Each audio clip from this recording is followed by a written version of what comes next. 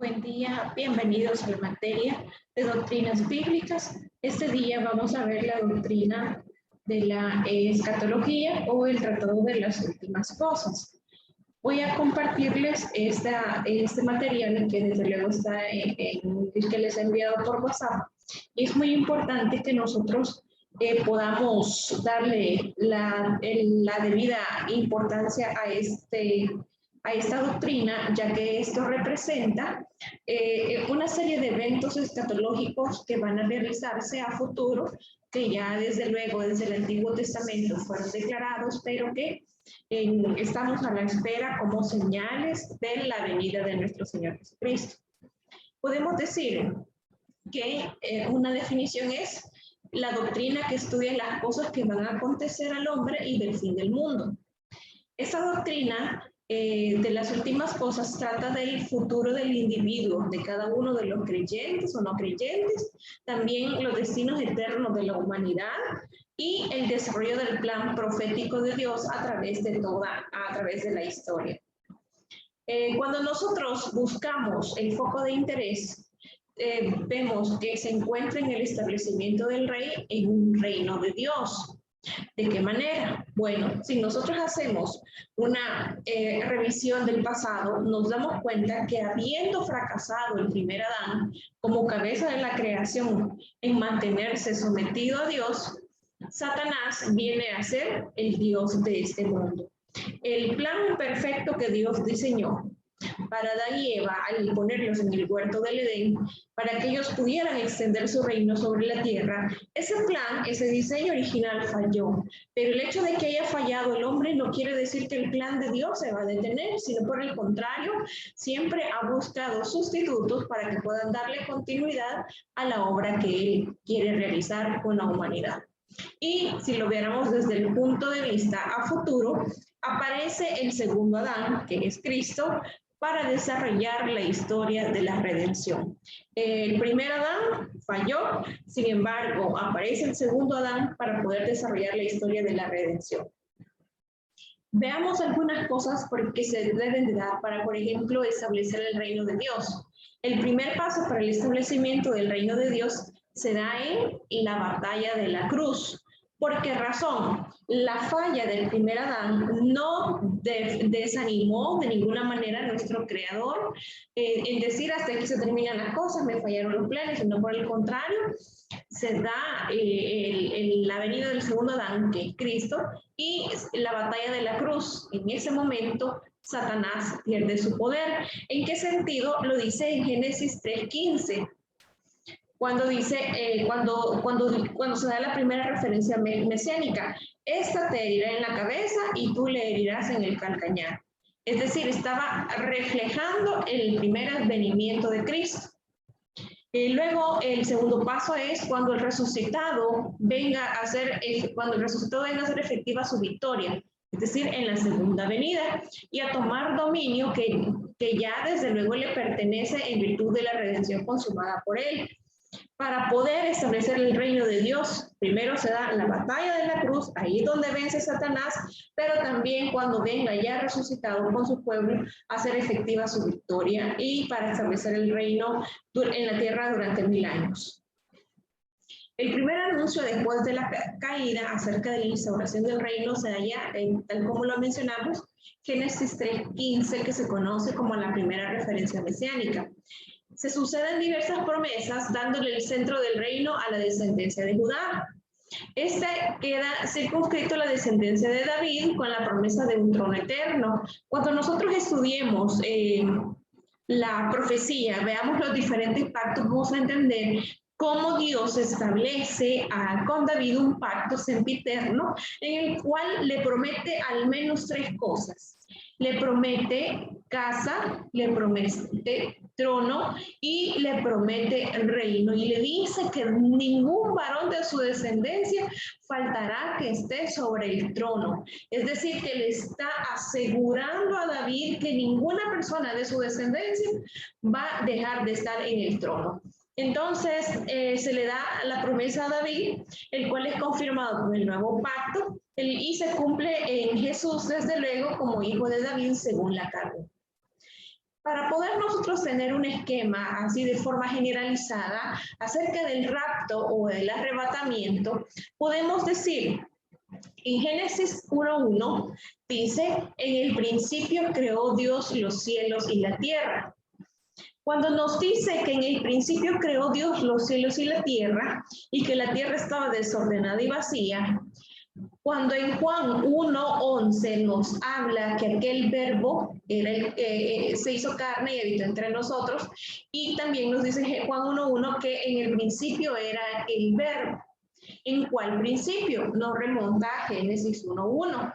Entonces, cuando nosotros examinamos Génesis 1:1, nos damos cuenta que en esa palabra, en esa frase, en el principio creó Dios.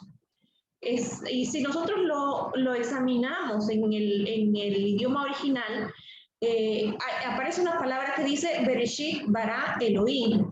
El término Elohim es el término que se le atribuye al plural de dioses. No es que existan varios dioses, sino que lo que nos quiere demostrar este párrafo es que en el principio ya estaba Jesús. Porque más adelante en el versículo 26 dice, hagamos al hombre a nuestra imagen.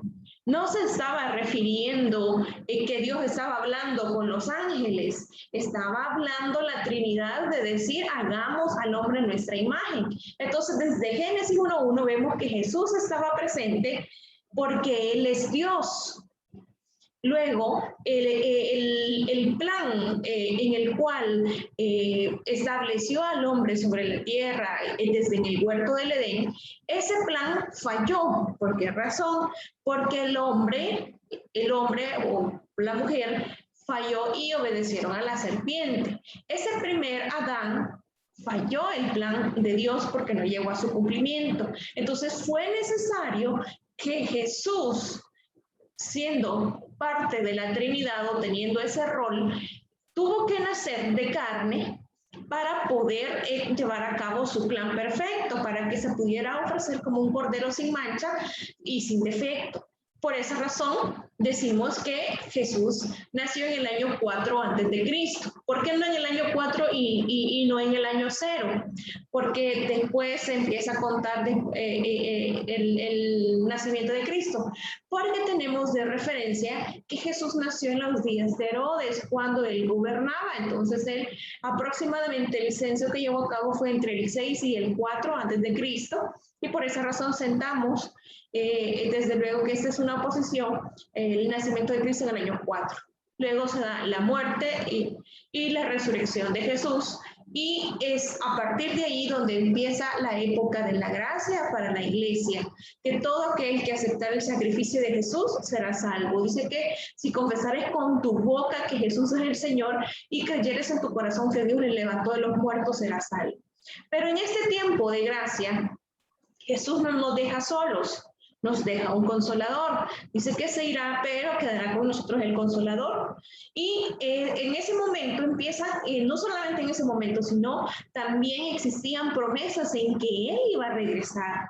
Y encontramos en la primera carta de los Tesalonicenses, en el capítulo 4, versículos del 13 al 17, donde dice que el Señor mismo, con voz de mando, con voz de arcángel y con trompeta de Dios, descenderá del cielo. Es decir, va a venir desde aquí del cielo para recibir a cada uno de nosotros. Los que hayamos quedado, vamos a ser arrebatados juntamente con ellos. En este momento dice que el Señor mismo, con voz de mando y con voz de arcángel, con trompeta de Dios, descenderá del cielo, y los muertos en Cristo resucitarán primero. Es decir, que si hay personas que están muertas, van a ser resucitadas para recibir al Señor en el aire. Y luego dice, nosotros los que vivimos, los que hayamos quedado, seremos arrebatados juntamente con ellos para recibir al Señor en las nubes. Este término arrebatamiento el término rapto no aparece en la Escritura. Sin embargo, nos enseña que habrá esa unión de las personas que estén muertas en Cristo, van a resucitar, y luego si estamos vivos nosotros, vamos a ser transformados para recibir al Señor en el aire. Pero ¿qué va a pasar después de ese arrebatamiento? Vamos con el Señor a los cielos. Inmediatamente en la tierra empieza algo que se conoce como tribulación. Los primeros 3 años y medio de aparente paz, luego aparecen los 2 testigos y empieza la persecución y empieza la gran tribulación. Mientras tanto, en la iglesia, con los resucitados en Cristo, están en el cielo, están recibiendo premios por todo lo que hicieron aquí en la tierra y luego vienen con Jesús a la tierra. En este momento se conoce como la segunda venida. En esta fase van a ocurrir varios eventos y esto se refiere al juicio de las naciones que estuvieron oprimiendo a Israel mismo, y se va a dar lo que se conoce como el milenio o el reino milenial de Cristo para posteriormente estar una eternidad después con el Señor. Esto es básicamente la escatología o la doctrina de las últimas cosas que nos enseñan cada uno de estos eventos que ha de acontecer y que desde luego tienen relevancia, tienen importancia para la iglesia, para los creyentes. Ok, si nosotros quisiéramos definir, podemos decir que arrebatamiento, rapto, significa llevar tras sí o consigo con fuerza irresistible. Equivale al vocablo griego arpazo, que significa arrebatados. Tenemos la cita 1 Tesalonicenses 4, 16 al 17, donde dice que seremos arrebatados juntamente con ellos. Luego, este acontecimiento es la reunión de la iglesia con el Señor en el aire. La iglesia y el Señor mismo no pisa la tierra. Por esa razón no puede ser esa la segunda venida, porque recibimos al Señor, o el Señor más bien nos recibe a nosotros en el aire. Incluye únicamente solo a los fieles creyentes. ¿Quiénes van a resucitar? Los muertos en Cristo. ¿Quiénes van a ser arrebatados? Los creyentes en Cristo, los fieles creyentes. Luego, ¿cuáles son esas características de ese arrebatamiento? Bueno, cuando todo esto acontezca, cuando Cristo esté descendiendo, va a ocurrir lo que mencionamos. Primero, que el Señor va a resucitar a aquellos que hayan muerto en Cristo. Ocurrirá la resurrección de los muertos. Luego, los creyentes vivos serán transformados. Su cuerpo será revestido de inmortalidad. ¿Por qué razón será revestido de inmortalidad?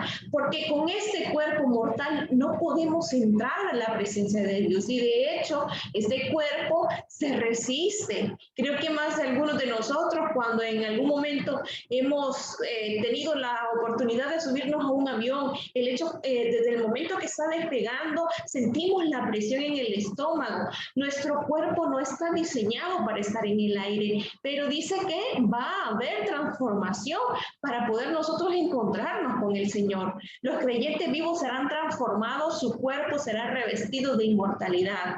Esto ocurrirá en un tiempo muy breve, muy rápido, que la gente se va a sorprender. De hecho, las personas que queden en la tierra van a sorprenderse de las cantidades de personas que van a desaparecer.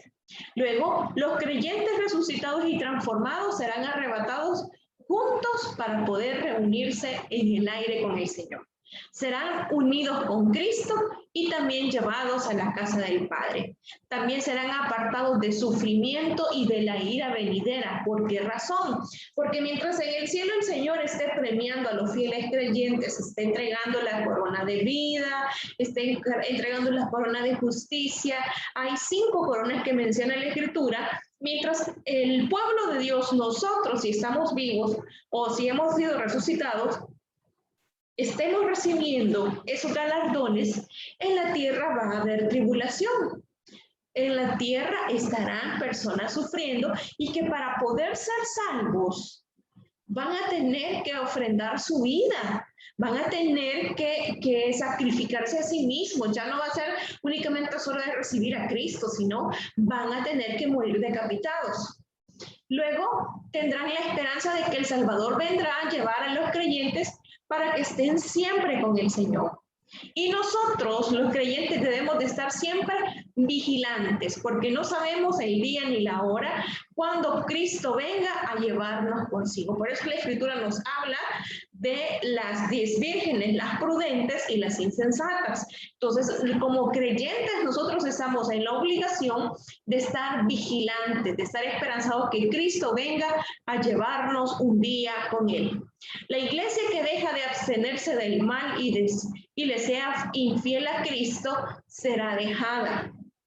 Los verdaderos creyentes son los que van a irse con el Señor para recibirlo en las nubes y estar en la casa del Padre, recibir esos galardones que Dios ha prometido, la corona de vida, la corona de justicia, tantas cosas que Dios ha prometido para cada uno de nosotros. Y esas coronas no van a ser solamente para nosotros creernos superiores, sino para ponerla a los pies de Cristo. Yo creo que cada una de estas cosas debe a nosotros emocionarnos, no importando las circunstancias que podamos estar atravesando, no importando las dificultades que podamos atravesar en este momento, las injusticias que parezcan, las cosas que no nos concuerdan, que nosotros creamos que no están de acuerdo al propósito de Dios. Qué bueno que cada una de estas cosas están aconteciendo en este tiempo para nosotros darnos cuenta. Ningún gobernante tiene la solución, ningún gobernante tiene respuesta a las necesidades nuestras. Nosotros esperamos y servimos a un gobierno inconmovible que no termina después de 5 años, sino que permanece para siempre. Es el gobierno de Dios el que ha venido a llenarnos a cada uno de nosotros para que podamos serles fieles servidores, y aún cuando toda esta leve tribulación momentánea termine en nosotros, podamos nosotros experimentar ese gozo, esa paz que sobrepasa todo entendimiento, de poder permanecer con nuestro Creador por los siglos de los siglos. Gracias por haberme acompañado y la próxima semana estaremos dando por finalizado esa doctrina de la escatología, del tratado de las últimas cosas, que tiene mucha relación con todos los eventos futuros que han de acontecer a los creyentes y a la humanidad entera. Dios les bendiga y nos vemos la próxima semana.